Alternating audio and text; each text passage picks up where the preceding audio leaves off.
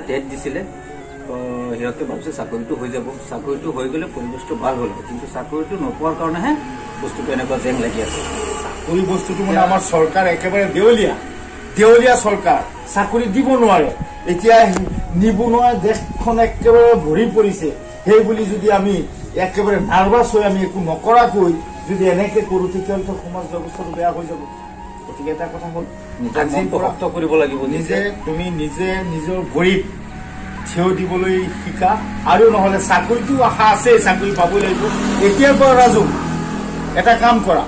তুমি খেতি পথাৰ কাম কৰিব নাজানা মানিছো তুমি সৰুৰ পৰা শিক্ষা দীক্ষা কৰিলা স্কুলত গৈছা আহিছা কাম বন কৰা নাই ঠিকেই আছে কিন্তু এতিয়া এটা কাম কৰা কিছুমান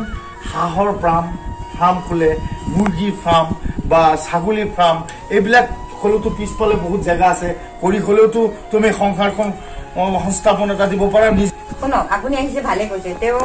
বেয়া কাম কৰে তেওঁ এটা নিচা কাম কৰে কি নিচা মদ খা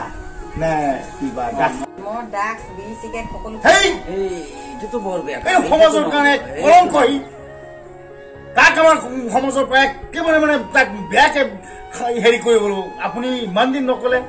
আপোনাৰ ল'ৰাটোৱে যে ড্ৰাগছ খায় আমাৰ সমাজ ব্যৱস্থাটো বেয়া কৰি পেলাবহি হা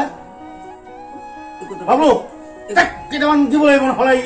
মানে সমাজ বেয়া কৰি পেলাব তাক কি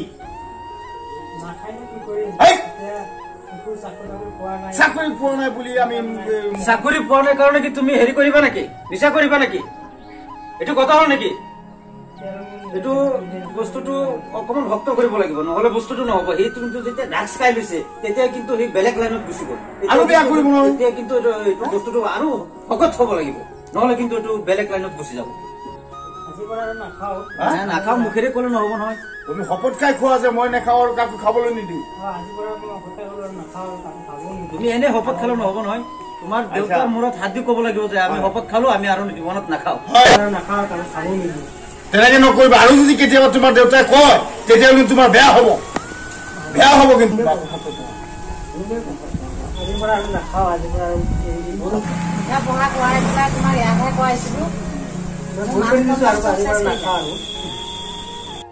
আজিৰ পৰা মই আপোনাৰ লগত একেলগে থাকিম কাম বন কৰিম সকলো কাম বন মই কৰিম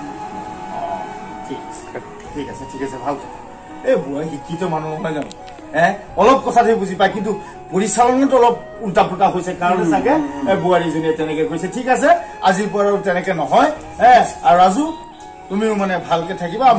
মদ ভাং ড্ৰাগছৰ লগত যাতে তোমাৰ কোনো আমি আৰু শুনো তোমাৰ দেউতাই যাতে আমাৰ তাত বিচাৰ নিদিয়ে তেতিয়াহ'লে কিন্তু তোমাক পিঠি বখল কৰি দিয়া হ'ব এটা কথা কৈছি ছাৰৰ লগত যে কথাটো পাতিছিলে কালি আইচি ছাৰৰ লগত আপুনি যোগাযোগ ৰাখিব সিহঁতে যদি ৰাজুৱে যদি কিবা ভাং মদ খায় বা ড্ৰাগছ খায় সমাজ ব্যৱস্থাটো বেয়া কৰে আপুনি তাক মানে যিমান পাৰে সোনকালে তাক গতাই দিব